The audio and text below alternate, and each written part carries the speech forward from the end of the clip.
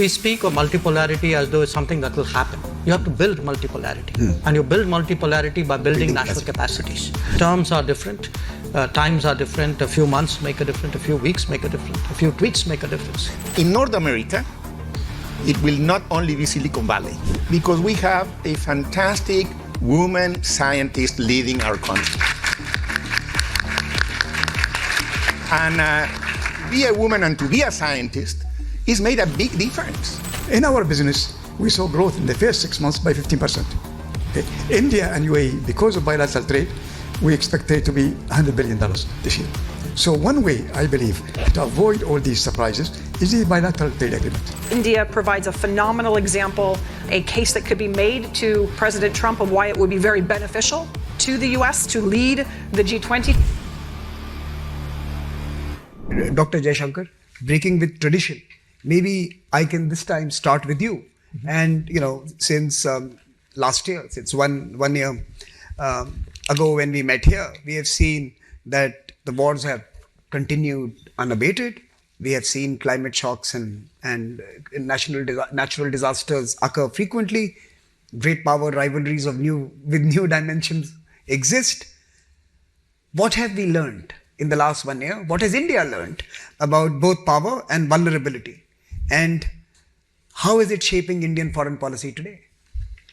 I think a year ago, certainly a few months ago, it was very clear that the world was moving towards much greater unpredictability, volatility, uncertainty.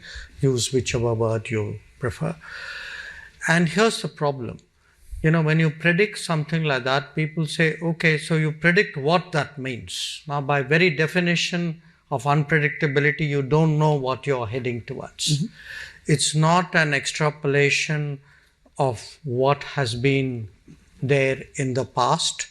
Clearly it's disruptive.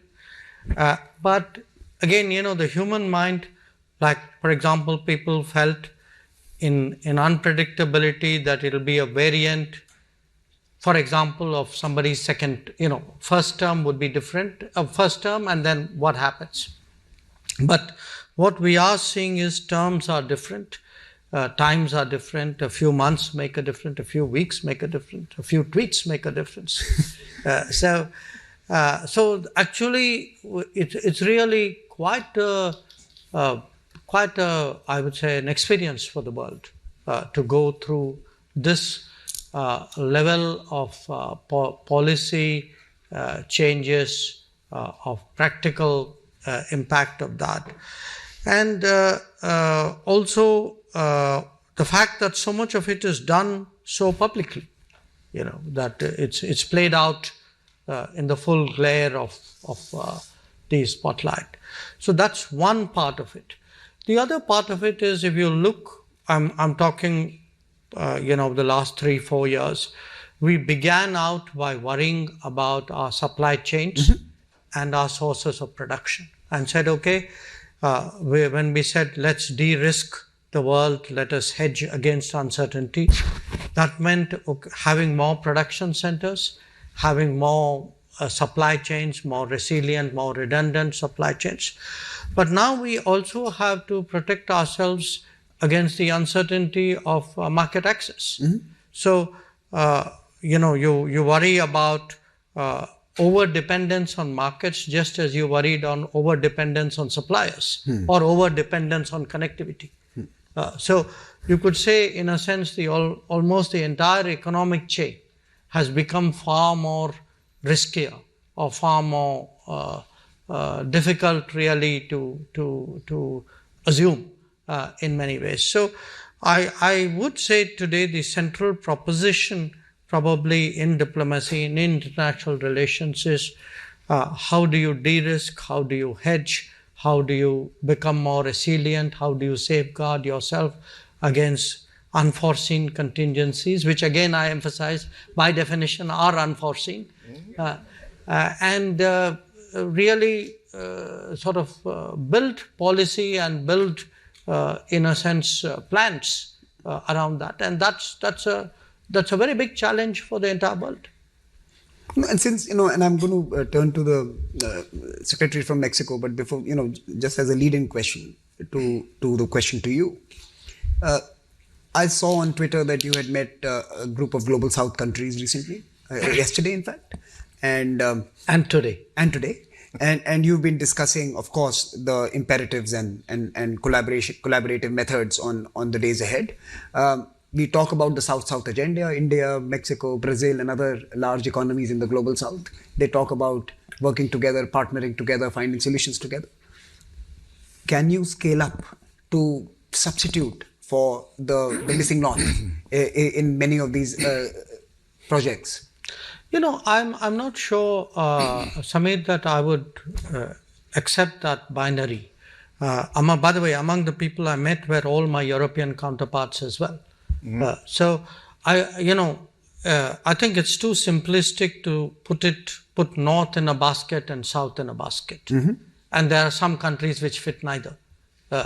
So it's a much more complicated, much more nuanced world. I think many of the concerns, for example, which I articulated are also concerns which are shared in Europe. I mean, I certainly heard that from my European colleagues. So what is happening, that's why I would, in a way, say the model, we've had an accelerated move into a multipolar world. Okay? A multipolar world where actually the most important poles of the world are today driving multipolarity, not diluting it. So many of these concerns, the search for new partners, more partners, bigger partners, more business, more options, it's not something which is a global South concern alone or an Indian concern alone. I think different parts of the world share it. I certainly heard it in Europe. Their interest today in moving forward with India was very palpable, and by the way, is very reciprocated by us. But it also applies, as you say, to the Global South. I think a large part of our discussions are that there are many things we can do between ourselves. Maybe we have not explored that as seriously and efficiently as we should.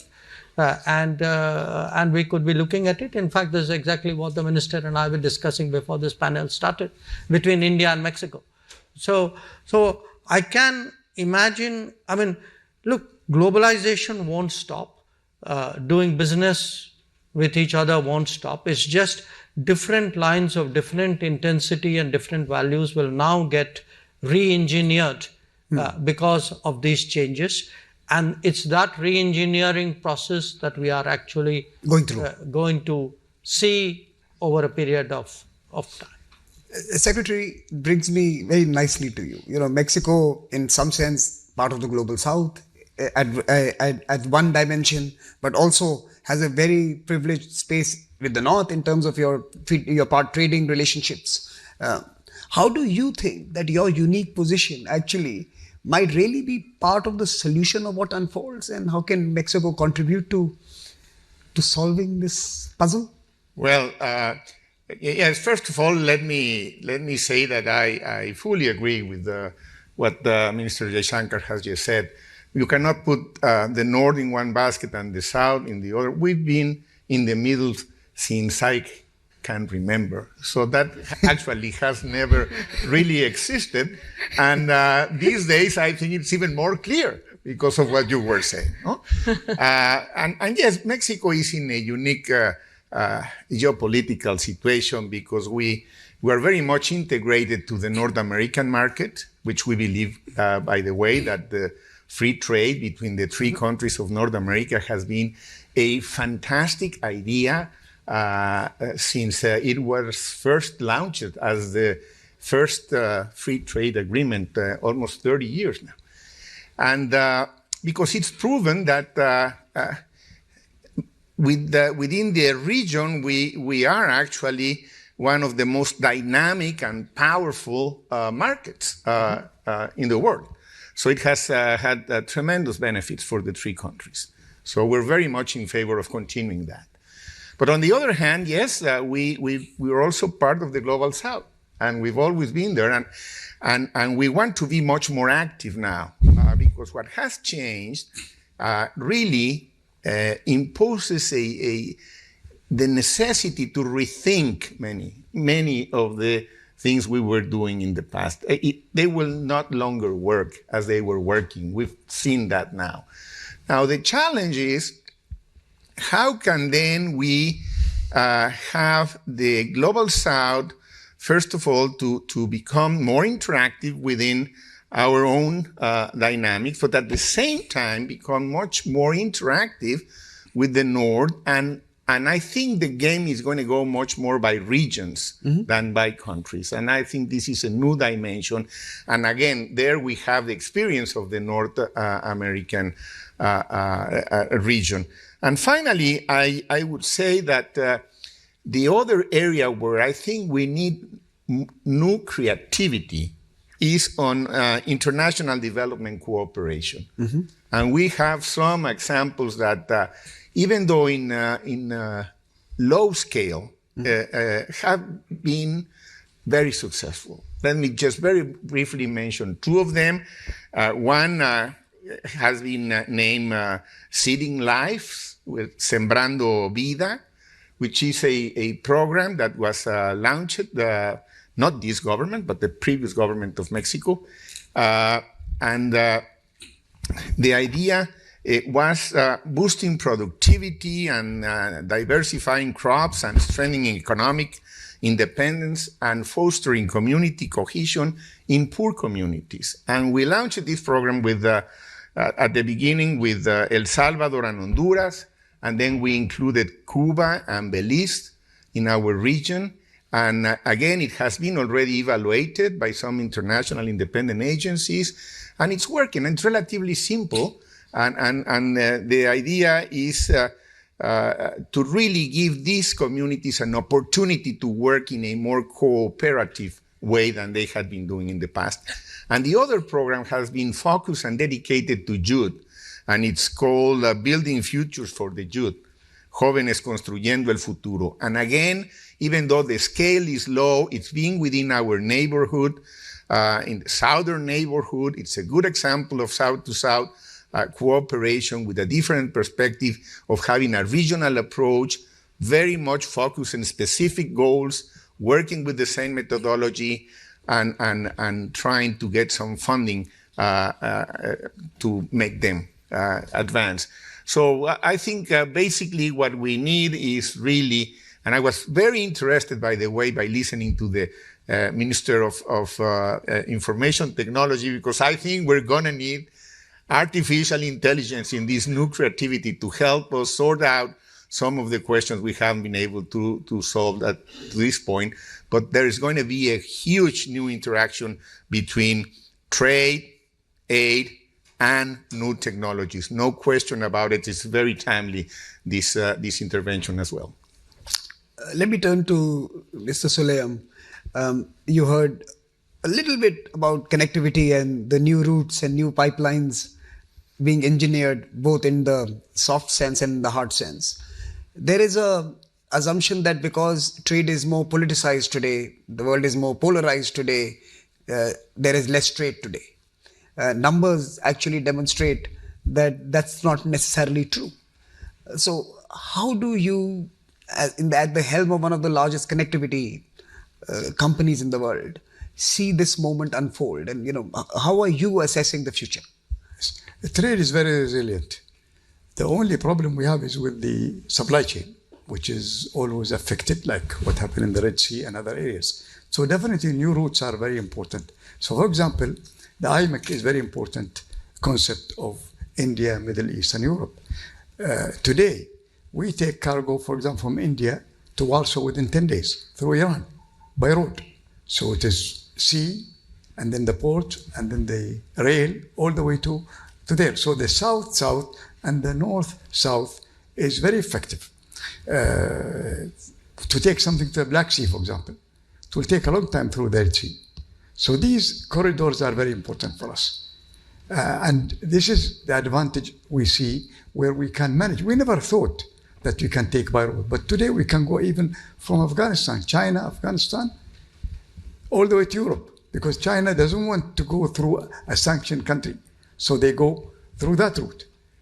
And I feel the worry is more in the media. They are very excited about these things. But when it comes to us, look, the numbers tell us different. In our business, we saw growth in the first 6 months by 15%. Okay, India and UAE, because of bilateral trade, we expect trade to be $100 billion this year. So one way, I believe, to avoid all these surprises is the bilateral trade agreement. They are very essential. And I'm very proud that it didn't take a long time to do it with India, and we see the benefits today, where all the obstacles have been removed. You know, you can't have an agreement with everybody and satisfy everybody's needs. But two countries together, they can come with something that benefits both. So I think that's an important point, that we are actually now promoting bilateral trade arrangements rather than a more global architecture. And I'll come back to both the ministers to respond to that point. But I have one more question for you. Yes.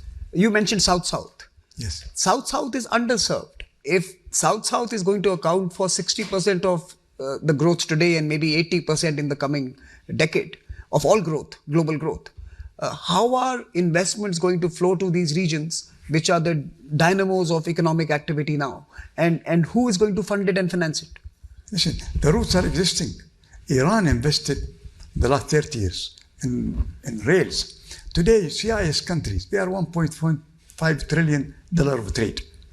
In the past, you can't access them. Today, we created routes to access them.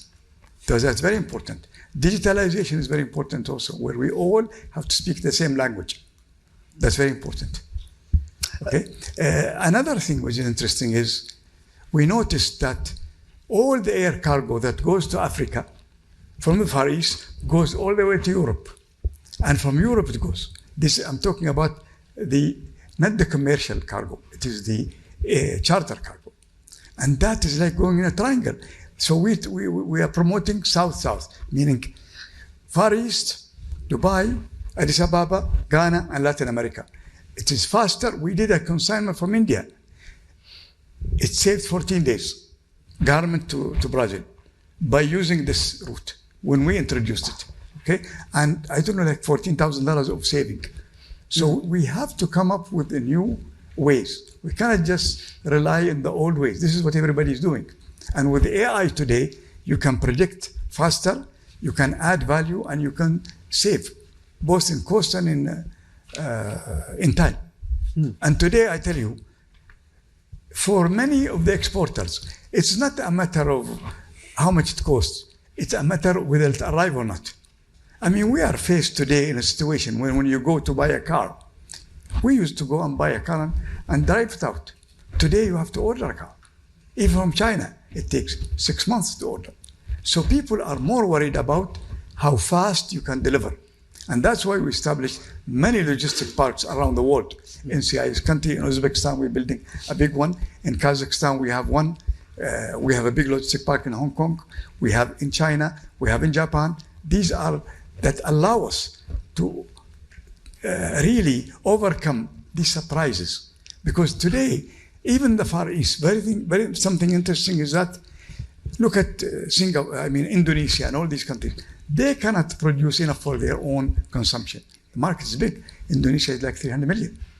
Okay, so more production facility had to be in India, where we are developing now. And India today is close to Africa, very close. You know, nothing can come from Far East faster than from India. So I am really very passionate about how much we can do. We're developing industrial parks today in Gujarat, in Kandra, where we will, once the port ready, we're going to have production facilities so that we can supply huge markets in Africa. Leslie, let me turn to you. Look, there was a Western consensus that being a development partner to the countries that were emerging and developing was strategically good for them. It was not just altruism, but it was also strategically important to be a partner to countries as they were emerging in their development journeys.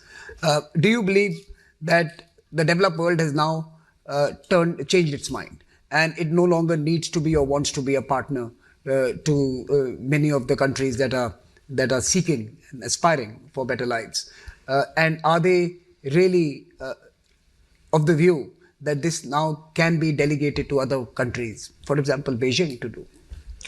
is a big question. So first of all, I have to say I went from being puzzled and then depressed as we began with Dr. S. Jaishankar, who I have tremendous respect for, all the way to yourself, where I felt a bit of optimism. But I guess to answer your question directly, I mean, I think it's not a monolith, the developed world, in the same way that the so-called global South is not a monolith, nor is the developed world. It's not only not a monolith between European countries and Japan, Korea, name your countries in the United States. It's not a monolith within the United States. And let me start by saying that I just asked one of my colleagues, I'm now in Chicago at the Chicago Council for Global Affairs, and I asked one of my colleagues, where is the data on American public opinion towards foreign assistance? And 2/3 of Americans are not happy with cuts to foreign aid.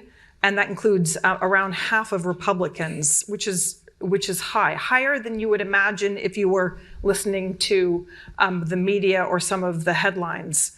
So first of all, you've got to separate the public from national leaders, and particularly from the current U.S. administration, which has a very singular view, which isn't even representative of a number of people in its own parties.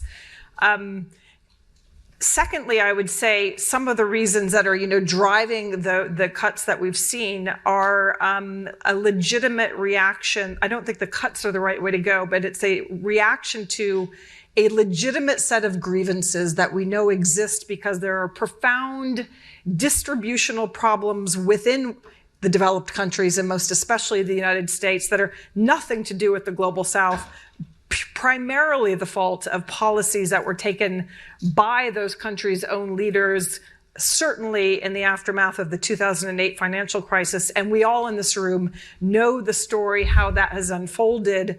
And the current policies, tax cuts, deregulation, attacking some benefits that are critical to low-income Americans, don't help resolve that problem. And so what we're seeing now is a sort of grabbing for where can we get revenue, tariffs as revenue, foreign aid cuts as revenue, you name it, revenue that needs to be generated because the governments aren't pursuing policies that are productive for the people that they claim to represent, which are many working class and low income Americans. So there's legitimate grievance. It has not translated into certainly Americans not wanting to be involved in the development challenges and solving them in a productive way. But it has led to a series of very pernicious effects. And so when I listened initially when I was listening to the kind of comments about disruption and uncertainty, I think the media is right on this. I think it's been phenomenally disruptive. It's been creating mass uncertainty for the rest of the world. It's also been creating a huge amount of uncertainty within the United States. I sat and listened to two members of Congress from Illinois, one Republican from a rural district, one Democrat, and the Republican member of Congress said on the record, how much pain can my people take? He was, of course, referring to farmers. The soybeans are very much on the minds, obviously, of many people in the middle of the United States. And he gave a nod to, okay, yes, there are bilateral trade deficits, et cetera. But this needs to be resolved quickly. So the pain is being felt across the developing world. It's being felt within significant parts of the United States. So I guess bottom line is, I think a lot of Americans would like to be a solution, a productive solution to the problem of development. There isn't a highly concentrated, well-mobilized constituency for that. There's a lot of diffuse American interests in development, and they also don't know what the basic facts are. So let me ask you the next question. The US is going to be the house to the next year of G20, right? And you've been part of the Indian G20 story. You've attended a few in other parts of the world as well. We had 3 or 4 developing countries house the G20. Is G20 going to be dramatically different next year? Does the story get a new twist when it reaches? I mean, I don't think we know the answer to that question. Obviously, the Biden administration pushed very, very hard to get the G20 leadership against the interests or will of China, as I understand it. The Trump administration, as we know, has not been a big fan of the G20, certainly not in the current round for the reasons that everyone in this room knows well. I think that India provides a phenomenal example, a case study of a case that could be made to President Trump of why it would be very beneficial to the US to lead the G20, to take it very seriously, to use it to build a domestic constituency for America's first leadership on the global stage. I think the case could be made, it could be delivered very concretely. I don't see that happening yet, but I think that if President Trump suddenly sees that it's not about going to South Africa or going somewhere else, it's about hosting with a lot of fanfare and setting an agenda, ideally cooperatively, that that there is some prospect for even a president who doesn't like multilateralism and doesn't like to kind of work with others in that sort of way. I think that one could make the case. I'd certainly like to be part of the effort to make the case. I think it would be tragic loss to lose the momentum of the last 4 years. And let's be realistic. The last 4 years have been very difficult because, the elephant in the room of geopolitics in the Middle East, between Russia and Ukraine, the global impacts of all of that have clearly gotten in the way of the G20 being, meeting the ambitions of what people have wished it to be. Still, there has been tremendous momentum, and it's come out of the developing world. Look, if you were to talk to some of your partners at the G20, I'm just giving an advice. Maybe we could get the White House ballroom ready in time for the G20 summit. But that's just an aside. Now, let me just, we are really running out of time. I'm going to ask you just one question each, last round. And it's, it's not my fault. It's New York traffic that we all started late. But look, only one question each. And I want to focus on technology because that's something that we are really focusing on. Mexico has a unique challenge, opportunity, as well as a policy proposition where it needs to now marry the age of AI to its manufacturing prowess, create a value chain in this digital age, which continues to have Mexico at its core center and an important part. India, of course, has to continue its journey of lifting billions and millions, and a report suggests that 80% of all AI gains will go to the OECD countries and China, and literally everyone else will be sharing the rest of the divides if we don't take bold actions now. So there's a technology opportunity, but there is also clearly a leadership question here on how can we create a DPI equivalent of the AI world. Leslie, I'm going to turn to you finally on how do American big tech companies see the global south, or are they happy with the American market? I think Secretary Krishnan said this morning that India could easily become the world's largest use case of AI. So while you could have the development of AI in different parts of the world, we could be the largest consumers of AI, and we could actually use it for different sectors. And of course, Mr. Suleiman, I'm going to ask you, connectivity, trade, logistics, and connecting the world in the age of AI. How do we see this? This is one last question to all of you, a technology perspective, but please take this opportunity also to respond to anything else you have heard on the panel. I saw you noting down a few points there, so please do come to that. But let me start with you, sir.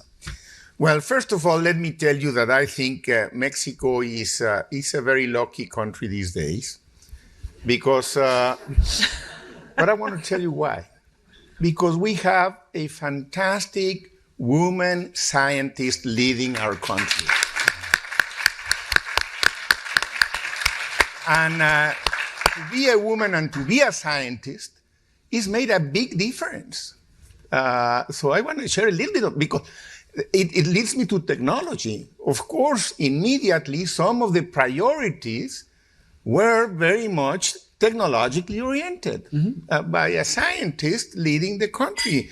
So immediately we have launched in 1 year a national artificial intelligence laboratory, a national semiconductor design center, a digital transformation telecommunication agency, which, by the way, all these developments are part of our renewed partnership with India, and that is going to create a new way to link South to South collaboration. So, it's in North America, it will not only be Silicon Valley. This is what I'm saying. We are ready to compete technologically. We have the human resources, but overall, we have the political will. and the conviction and the determination that we need to move forward on that direction under strong leadership that has a popular support, international trust, as well respected, and we're open and willing to make our own plans, of course, considering all complexities that Mr. Jaishankar has been telling us about, and not predictable. But yes, I think if countries create their own plans based on their own analysis of what is going on, and we're able to come up with the right answers. And again, let me just, the conception of international cooperation for development needs to be, again, brought to the center of the South to South and North-South collaboration. So I think we're ready to meet the challenges, and hopefully we'll partner with all of you. Minister, but I can confirm to you, Mexico is not a low-key country. Dr. Jaishankar. Samir, I would say, look, let me pick up. What do you do in this very turbulent atmosphere? I think particularly for large countries, it is important to build capacities, to be more self-reliant. That is very much the focus today in India. And because you said, look at it from a perspective of technology, I think in many ways, Mr. Krishnan speaking before us gave some of the answers. And we speak of multipolarity as though it's something that will happen. You have to build multipolarity. And you build multipolarity by building national capacities. And when you build national capacities and have national experiences, some of it is transposable to other people who may relate to it. So, for example, if you take DPI, digital public infrastructure, there are many other societies who find the Indian model of DPI, frankly, far more absorbable and relevant and transposable than a European model or a American model of how to run a more digital life. Now, it can be big things, it can be little things. What we have seen, because you spoke again earlier about South-South cooperation, many things we've done in India. If you have something like a drinking water mission, or you have taking electricity to every home, each one of these efforts actually has scaled up capacities in India, has created businesses and companies and people in India who can take those capabilities abroad and today actually drive South-South cooperation. So you have a country like India still at $3,000 per capita income, which actually has assistance programs in almost 80 countries in the world. And in some cases, these are billion-dollar programs where, what we have done in India, we have taken out of India to some other country. So to me, technology, self-reliance, multipolarity, South-South cooperation, they're part of one basket, and that is part of the response to what is happening, the point number one. Point number two, which we haven't spoken about today, this world which we are talking about will require a global workforce. Where that global workforce is to be housed and located may be a matter of a political debate. But there's no getting away. If you look at demand and you look at demographics, demands cannot be met in many countries purely out of national demographics. This is a reality. You cannot run away from this reality. So how do we create a more acceptable, contemporary, efficient model of a global workforce which is then located in a distributed global workplace? I think this is a very big question today, which the international economy has to address. The third point, and I would like to pick up on your optimism here, if you actually look at it, for all the imponderables, the uncertainties, eventually trade does find a way. And the fact is, it is easier to trade today. It is easier for physical reasons. There are better roads, better shipping, etc. It's easier for digital reasons. There are much smoother trade interfaces than they've ever been in human existence. So for all the obstacles and complications that may arise, I also think they will be countered in some ways or mitigated in some ways by what will happen, I think, in the trade domain. And finally, I agree with him. I think we will see, as part of this re-engineered world, I think we will see new, more different trade arrangements between countries, which will make decisions which they may not have made in other circumstances, countries which today will feel the desire, sometimes even the compulsion, to have new partners and new regions will look very much more. And certainly I can tell you where India is concerned, in many other regions, and that's one of the points we were discussing today, Latin America, Caribbean, where we actually do roughly about $45 billion of trade every year. But I can see with much greater effort even what may be considered very distant regions today becoming much more relevant. So we are going to, technology-wise, trade-wise, connectivity-wise, workplace-wise, end up in a very different world in a very short time. No, that's true. I was surprised when I learned during my visit to Mexico a year ago that literally all homes in Delhi get bread made by Mexican companies. I didn't know that, but it's true.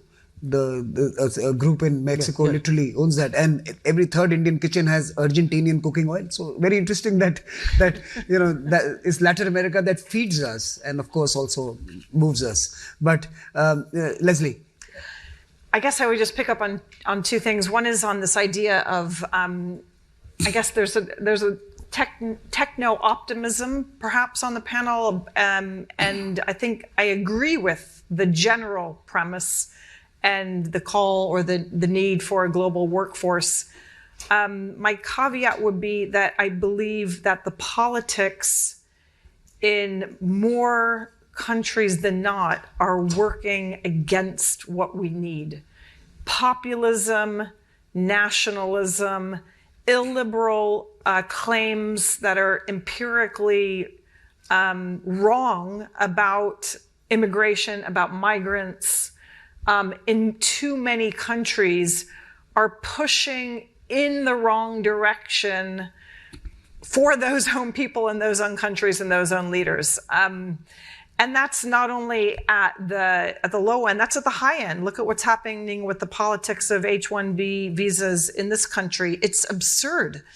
And it's potentially catastrophic for some of the technological capabilities and movement forward that the US needs, let alone the fact that it's just tremendously wonderful to have a diversified international, phenomenally intelligent workforce in the technology sector that comes from all over the world. We should have the best and the brightest. And that need and that desire and that ambition just doesn't square with the politics, with what's happening across many major research universities in the United States, potentially in the United Kingdom. If you look at the percentage of support for some of the Reform Party policies on immigration, it is very dangerous and potentially disastrous for what could otherwise be transformative potential of technology across many countries. And so I think that we have to be very aware of it, very realistic and honest about it,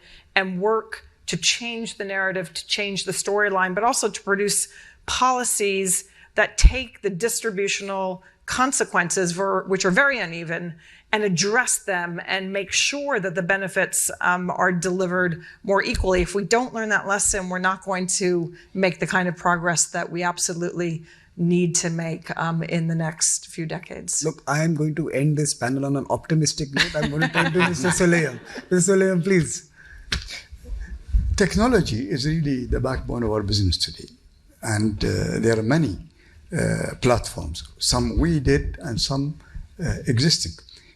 Like with India, for example, India Payment Innovation UPI is a very important system that can be adapted by the custom, and we adapted it today in UAE and Oman and many. We have a port community system, which is basically a platform where when someone wants to get his cargo out of the port, they go into this platform, and from there he will clear his customs, he'll pay the payment, and everything digital without even seeing an officer. In Dubai, we call it Dubai Trade. In India, we call it Bharat. In Africa, we call it Africa Trade. It's the same system. And we used it even in England, called CNS. A blockchain. Today, blockchain is a very important system because I tell you, we have looked at a cost of a commodity, many commodities. We found out that just by using blockchain, people are paying 40% more than the real cost. So you look at the real cost, and blockchain gives you two things: encryption and transparency. And whatever is bill issued, nobody can change it.